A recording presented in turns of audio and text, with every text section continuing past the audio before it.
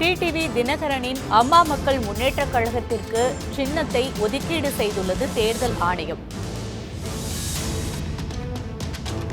அனைத்து வேட்பாளர்களுக்கும் ஒரே சின்னத்தை தேர்தல் ஆணையம் ஒதுக்கியுள்ளது.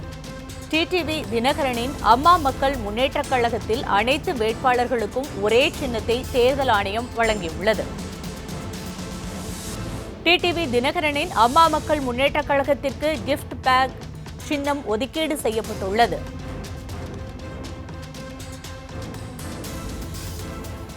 டிடிவி தினகரனின் அம்மா மக்கள் முன்னேற்றக் கழகத்திற்கு கிஃப்ட் பேக் சின்னம் ஒதுக்கீடு செய்யப்பட்டுள்ளது.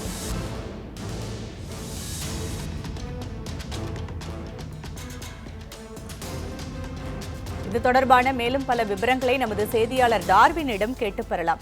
டார்வின், டிடிவி தினகரனுடைய அம்மா மக்கள் முன்னேற்றக் கழகத்திற்கு கிஃப்ட் பேக் சின்னம் ஒதுக்கீடு செய்யப்பட்டிருக்கு. அனைத்து வேட்பாளர்களுக்கும் ஒரே சின்னத்தை தேர்தல் ஆணையம் ஒதுக்கி இருக்குது. இது குறித்த விவரங்களை பதிவு செய்யலாம் டார்வின். சிவசங்கரி, அதாவது டிடிவி தினகரன் அவர்கள் தன்னுடைய அமமுக குழுவுக்காக, அதாவது அந்த அணிக்காக குக்கர் சின்னத்தை கேட்டு உச்சநீதிமன்றத்தை நாடியிருந்தார்.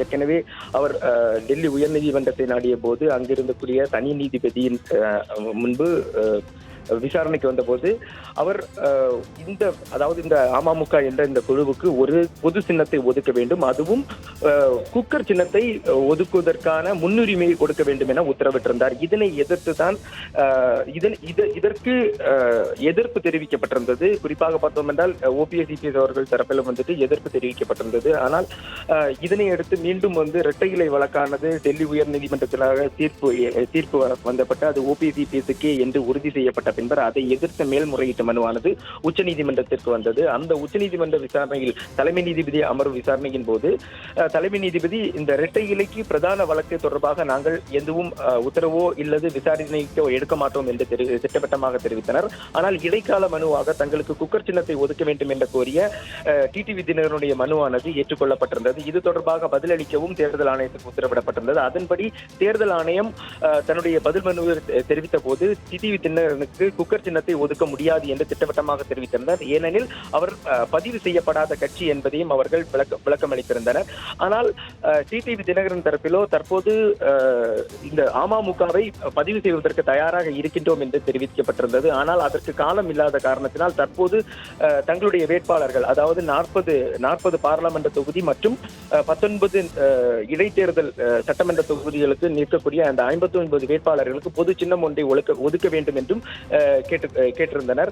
இதனை அடுத்து அனைத்து தரப்பு வாதங்களையும் கேட்டபோது நீதிபதிகள் தெரிவித்தது என்னவென்றால் ஒரு பொது சின்னத்தை கொடுக்க வேண்டும். ஆனால் அந்த பொது சின்னமானது இந்த 40 வேட்பாளர்கள் நாடாளுமன்ற தொகுதிக்கும் 19 வேட்பாளர் இடைத்தேர்தல் சந்திக்க வந்த வேட்பாளருக்கும் ஒதுக்க வேண்டும் என்ற ஒரு உத்தரவை பிறப்பித்திருந்தனர். ஆனால் இது தொடர்பாக தேர்தல் ஆணையம் விரைந்து முடிவெடுக்க வேண்டும் என்பதையும் தெரிவித்திருந்தனர். இதனை அடுத்துதான் தற்போது தேர்தல் ஆணையம் தரப்பில் பல்வேறு விவாதங்களுக்கு பிறகு இன்று ஒரு முடிவு அறிவிக்கப்பட்டிருக்கிறது. அதாவது டிடிவி தினகரன் அவர்களுடைய அந்த தலைமையில் இயங்கக்கூடிய அனைத்து அந்த வேட்பாளர்கள் 59 பேருக்கும் கிஃப்ட் பேக் சின்னத்தை ஒதுக்கி இருக்கிறார்கள். ஆனால் இவர்கள் குறிப்பாக பார்த்தோம் என்றால் இவர்கள் அனைவருமே சுயேட்சையாக மட்டும்தான் கருத வேண்டும் என்று தெரிவித்திருந்த நிலையில் தான் தற்போது கிஃப்ட் பேக் சின்னமானது ஒதுக்கப்பட்டிருக்கிறது. அனைவருக்கும் ஒரே சின்னத்தை தற்போது தேர்தல் ஆணையம் ஒதுக்கி இருக்கிறது. சிவசங்கரி, டார்வின், நீங்க இணைப்பிலே இருங்க. தற்போது இணைப்பில் நம்முடன் அமமுகவிலிருந்து வெற்றிவேல் அவர்கள் இணைகிறார். அவரிடம் சில கேள்விகளை முன்வைக்கலாம். திரு வெற்றிவேல், உங்களுடைய அமமுக கட்சிக்கு கிஃப்ட் பேக் சின்னம் ஒதுக்கி தேர்தல் ஆணையம் அறிவித்திருக்கிறது. இது பற்றிய உங்களுடைய கருத்துக்களை பதிவு செய்யலாம். பல தடங்களுக்கு மத்தியில் வேறு வழி இல்லாமல் உச்ச நீதிமன்றத்தினுடைய தீர்ப்பு எதிரொலியாக ரொம்ப யோசித்து இத்தனை நாள் தள்ளி இந்த கிஃப்ட் பேக் சின்னத்தை ஒதுக்கியிருக்காங்க. பரிசு பெட்டகம், அருமையான சின்னம்.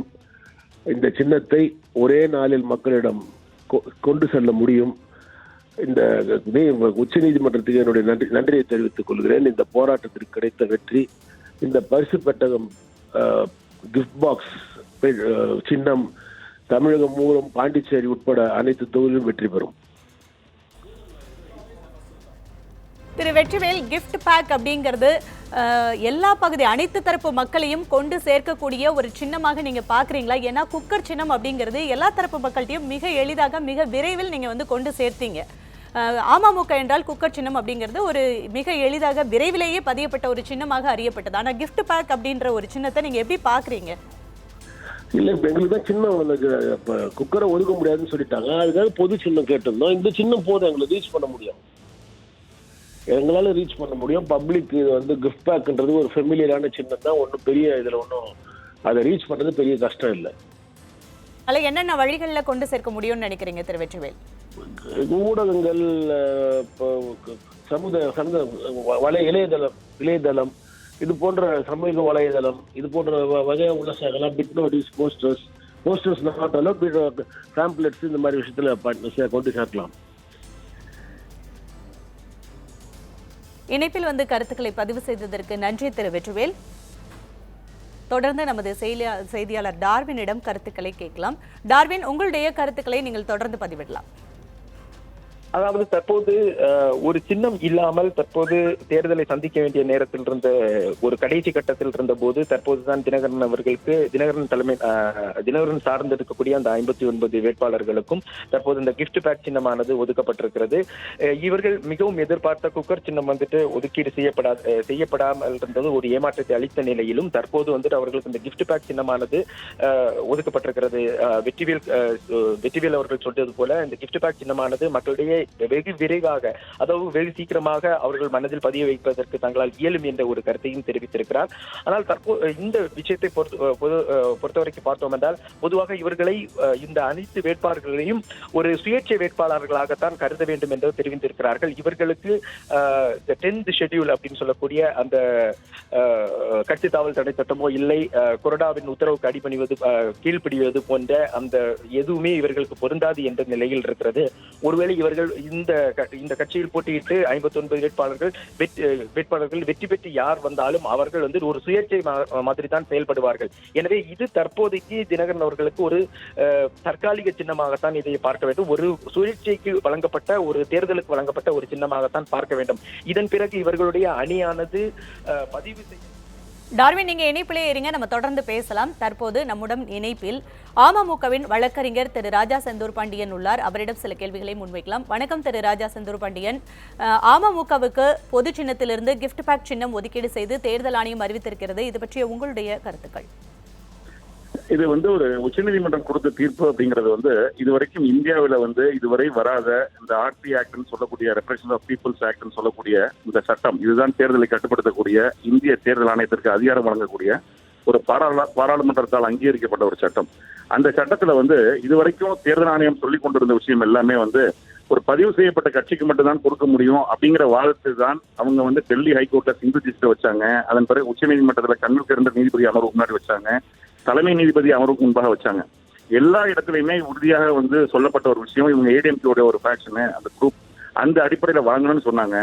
ஆகவே பதிவு செய்யாமலே வந்து முன்மாதிரியாக குறிப்பாக ஒரு மாநில தேர்தலில் இருக்கக்கூடிய அனைத்து எல்லா தேர்தலையும் இருக்கக்கூடிய அந்த பதவிகளுக்கான ஒரு தேர்தலில் ஒரு காமன் சிம்பிளாக கொடுத்துருக்கிறது வந்து ஒரு சரித்திர போல் வாய்ந்த ஒரு பெரிய வெற்றி. அந்த வெற்றியை தாண்டி இது மாதிரியான ஒரு முன்மாதிரியான வழக்கு எதுவுமே வந்ததில்லை அப்படிங்கிறதா நிதர்சனமான உண்மை. அந்த அடிப்படையில வந்து இப்ப வந்து தேர்தல் ஆணையம் இந்த சின்னத்தை ஒதுக்கியிருக்காங்க. அதுவும் குறிப்பாக சின்னங்களை கொடுத்து இதுல உங்களுக்கு எந்த சின்னம் வேணும் அப்படிங்கிற விஷயம். ஏன்னா இப்ப கூட நான் கேட்டுட்டு இருக்கும்போது நீங்க சொல்லிட்டு இருந்த விஷயம் ஒரு இண்டிபெண்டன்ட் கேண்டிடேட்டுக்கு அப்படிங்கிறது அப்படி இல்ல, ஒரு பதிவு செய்யப்பட்ட கட்சிக்கு உண்டான என்ன அங்கீகாரம் இருக்கிறதோ அந்த அங்கீகாரத்தின் அடிப்படையில வந்து ஒரு கட்சிக்கு என்ன செய்வாங்க, அன்ரெகனைஸ்ட் பொலிட்டிக்கல் பார்ட்டி ஆனா ரெஜிஸ்டர்ட் பொலிட்டிக்கல் பார்ட்டிக்கு இருக்கக்கூடிய வகையில எந்த சின்னம் உங்களுக்கு வேணும்னு கேட்கக்கூடிய வகையில இருக்கிற மாதிரி சின்னங்களை கொடுத்து உங்களுக்கு எது வேணும்னு கேட்டு அந்த அடிப்படையில திரு டிடிவி தினகரன் அவர்கள் அவர் தேர்ந்தெடுத்த இந்த சின்னம் தான் கிஃப்ட் பேக் சின்னம்.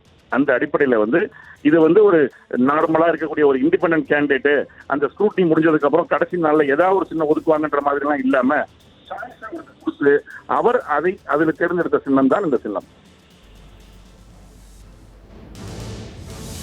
திரு ராஜா செந்தூர் பாண்டியன், குக்கர் சின்னம் மக்களிடம் மிக எளிதாக விரைவாக சென்று சேர்ந்தது. அதே போல் இந்த பரிசு பெட்டகம் சின்னமும் மக்களிடம் மிக குறைந்த நாட்களே இருக்கக்கூடிய இந்த சூழல்ல எந்த அளவுக்கு சென்று சேரும் அப்படிங்கிறது அமமுக துணை பொதுச் செயலாளர் டிடிவி தினகரன் ஆகட்டும் வேட்பாளராகட்டும் எந்த அளவுக்கு கொண்டு சேர்க்க முடியும் அப்படின்னு கருதுறாங்க? இது வந்து இதை பற்றி என்ன சின்னம் அப்படிங்கிறதுக்கு முன்னாடியே அவர் வந்து அவருடைய கேம்பெயினை தொடங்கிட்டாரு. நேற்று கூட அவர் சொல்லியிருந்தாரு, வேண்டுமென்றே தேர்தல் ஆணையம் தாமதப்படுத்துகிறது, இந்த சின்னம் ஒதுக்குறத வந்து முன்னாடியே கொடுத்துருக்கணும், அதெல்லாம் இல்லாம அப்படி செய்யறாங்க அப்படிங்கிற அடிப்படையில. இன்னொன்னு, இது எந்த சின்னமும் வந்து ஒதுக்கப்படாத ஒரு சூழல்ல கூட 59 தொகுதிகளிலையும் ஏதாவது ஒரு சின்னத்துல வந்து ஒவ்வொரு சின்னத்தில் நின்னாலும் ஜெயிப்பன்ற ஒரு உறுதியோடு அவர் ஏற்கனவே சொல்லியிருந்தாரு. இப்ப பொதுவான ஒரு சின்னமாக இருக்கிறது. இந்த சின்னத்தை பொறுத்த வரைக்கும் இப்ப நீங்க கேட்ட உடனே, நான் சொன்ன உடனே இமீடியட்டாக இது வந்து நீங்க வந்து டெலிகாஸ்ட் பண்ணிட்டீங்க.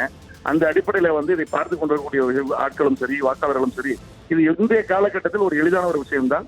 அதுவும் எளிமையாக மக்களுக்கு புரிந்து கொள்ளக்கூடிய இந்த மாதிரி ஒரு சின்னத்தை வந்து கையில தொட்டு பார்க்கக்கூடிய அளவுக்கு உணரக்கூடிய ஒரு சின்னமாக இருக்க காரணத்தினால எளிதாக சென்றடையும் என்பது எனது கருத்து. இணைப்பில் வந்து உங்களுடைய கருத்துக்களை பதிவு செய்ததற்கு நன்றி திரு ராஜா செந்தூர் பாண்டியன்.